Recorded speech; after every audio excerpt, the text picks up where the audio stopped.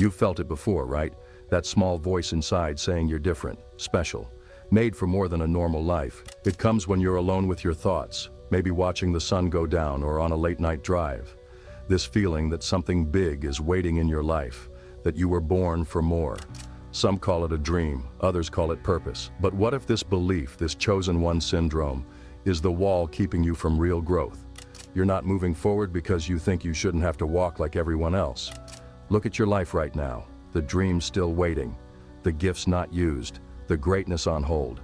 Why hasn't it happened?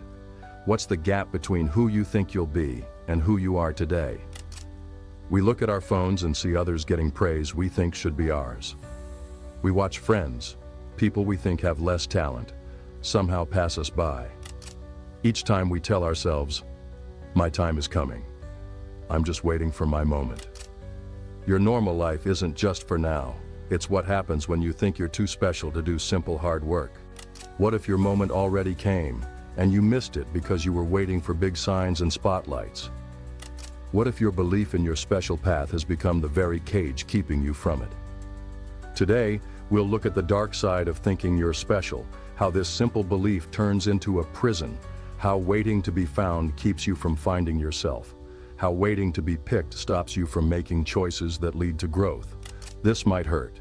We'll look right at the comfort this belief gives you, the hard work it helps you avoid, the friends it costs you. Are you ready to question the story that both holds you up and holds you back? Are you ready to see how waiting to be the one keeps you from becoming anyone at all? Let's be honest about what this belief has done to your life. Remember that project you quit because it wasn't amazing enough? That friend you lost because they couldn't get your special purpose? Those daily habits you never built because they felt too normal for someone like you? Big dreams without action aren't hidden greatness.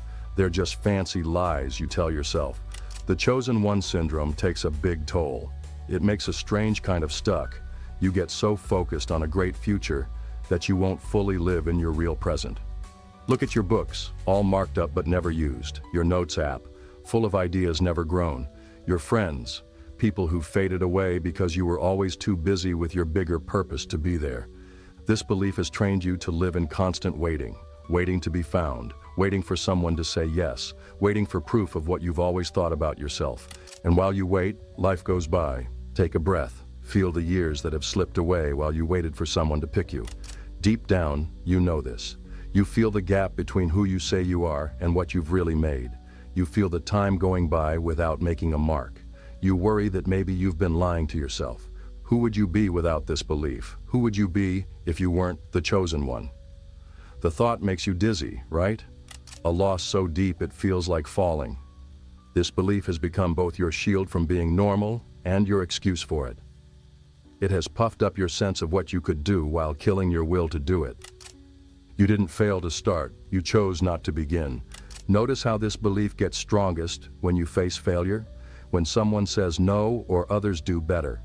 In those times, the chosen one story comes in like a pain pill, numbing what's real with the dream of future success. But who pays the price? What person could you be if you weren't waiting to be seen as who you think you are? Drop a fire emoji if this has cut through your shields and hit a truth you've been hiding. This pattern is very old. In Greek stories, Narcissus wasn't just someone who loved his own face. He was told he'd have a great life if he never knows himself. Think about how wise that warning is. A man named Kierkegaard called this living in what could be, a life lived in dreams rather than what's real. The dreamer lives in what if, not wanting to make choices that would close some doors. By keeping all doors open, they stay special, chosen, never facing the scary freedom of saying yes to one path. You're not keeping options open, you're running from real life. The chosen one syndrome keeps your endless dreams alive while quietly stopping you from becoming anyone at all. In hero stories, we focus on the win, but forget the key part. The hero must first say no to the call. This no shows how we cling to what's safe and known. True chosen ones in stories don't wait. They doubt, fight, struggle, and finally choose themselves through action. The Tao Te Ching warns, "He who stands on tiptoe doesn't stand firm." Those always reaching for some dream future lose their footing in what's real, exactly where growth happens. Carl Jung talked about the mask, what we show others, and the shadow, parts we hide. The chosen one syndrome makes a big fake mask that pushes real parts of us into shadow. Your shadow isn't your dark side, it's where you've hidden your normal human parts. The bigger this fake self grows, the more your shadow fills with the normal parts you've pushed away. Your weak spots, limits, and ability to do small, steady actions that create real growth. When you puff up your specialness beyond what's real, you lose the ability to see yourself clearly. Without clear self-sight, growth becomes impossible. Pause. Think about what parts of yourself you've pushed away because they felt too normal. Our world is full of sudden success stories that cut out years of hard work. We see the best parts of others' lives while comparing them to our whole boring lives. The internet shows us only the special moments of life. The hard truth. Great people in history weren't those who thought they were special, but those who did the normal work of getting better every day. They weren't waiting. They were choosing their path through steady action. This creates a see-through jail. You can see the life you think you should have, but something keeps you from reaching it. The belief that doors should just open for you. Let's look at the layers of this problem more closely. First, the destiny delay. Thinking your real life hasn't started yet. You're always learning but never using, planning but never doing, waiting for the perfect time. Your life isn't on pause. This is your life, passing while you practice for a show that never happens. Those who really make a mark don't wait. They make their path through simple, often boring actions. Music players play until their fingers hurt. Writers write through many numbers. Business owners fail many times before they win. None wait to be picked first. Second, the need to be seen. Thinking your work only matters when others say it does. This makes you depend on others in a way that stops growth. You focus on looking good rather than being good, on being seen rather than seeing clearly. Michael spent 15 years on a book he never finished, saying, "It needs to be perfect. This book will show the world who I really am." The book changed from something he loved making into a way to get praise. Each try got heavier with this weight until worry took over. His belief that he was meant to be seen stopped him from making anything worth seeing. Your need to be seen has made you invisible. Third, the comparing problem, always comparing with others who have success. This comparing is crooked because you compare their results to your dreams, their real wins against your imagined skills. This makes a feeling of unfairness. Why them and not me? That blinds you to the key difference, their steady work versus your on and off efforts. Fourth, the special person effect. Thinking you shouldn't face the same hard parts as normal people. This makes you fight the very things that lead to being great: practice, feedback, fixing mistakes, and slow growth. Many want huge success while being unwilling to do the huge work. They want the end without the trip, change without pain, praise without risk. What normal work have you avoided because you think you're special? What basics have you skipped? What help have you pushed away because you thought they just don't get your vision? You're not too good for the basics, you're too scared to be bad at them. This problem doesn't just slow growth, it actively stops it by making the path to being great seem below you. But there is a way forward. First, see that being chosen is not something that happens to you, but a choice you make. Through history, great people didn't wait for others to say they were special. They chose themselves through work on what they cared about.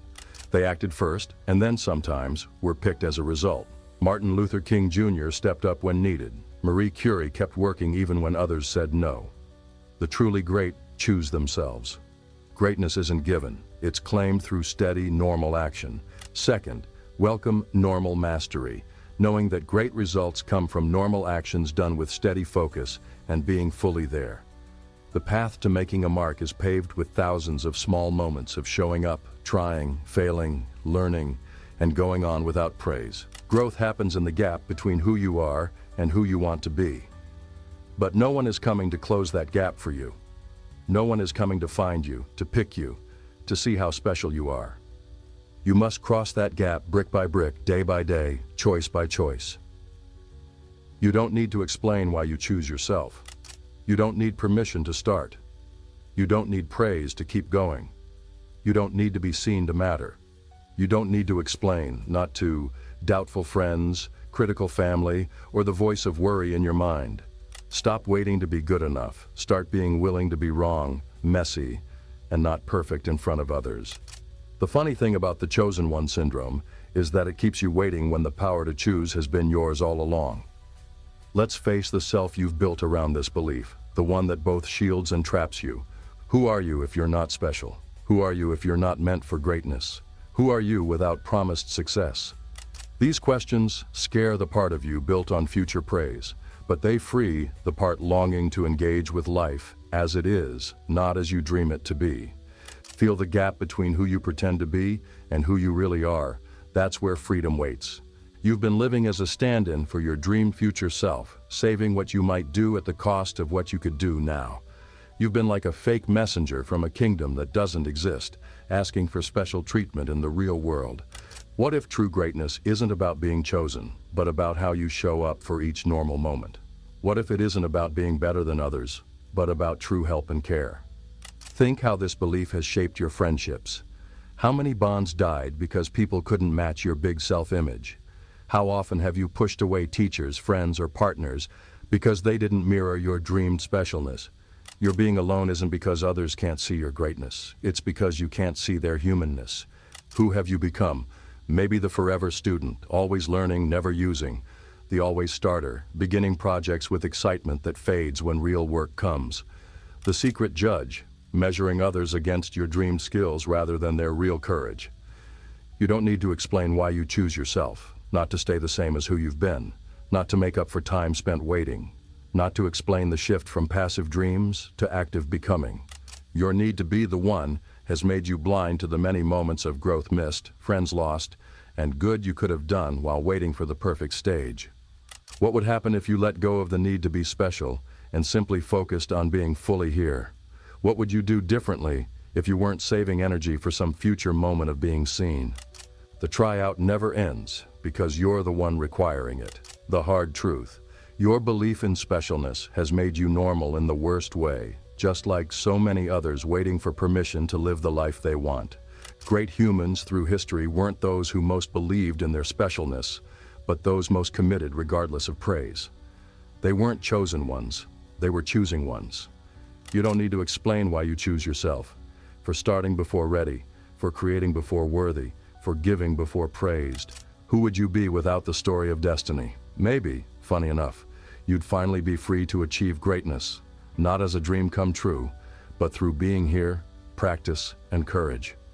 Your self-importance is your self-imprisonment. What real you have you betrayed by clinging to comfy lies? What gifts have you kept from a world that needs them now, not when you're finally found? What if your purpose isn't to be chosen but to choose, daily, hourly, minute by minute, real growth over protected dreams? What if your destiny isn't to be seen as special, but to see the special in normal challenges before you now? The chosen one syndrome keeps you trying out for a role in a play that may never happen. Meanwhile, your stage stands empty, your lines unsaid, your gift unwrapped.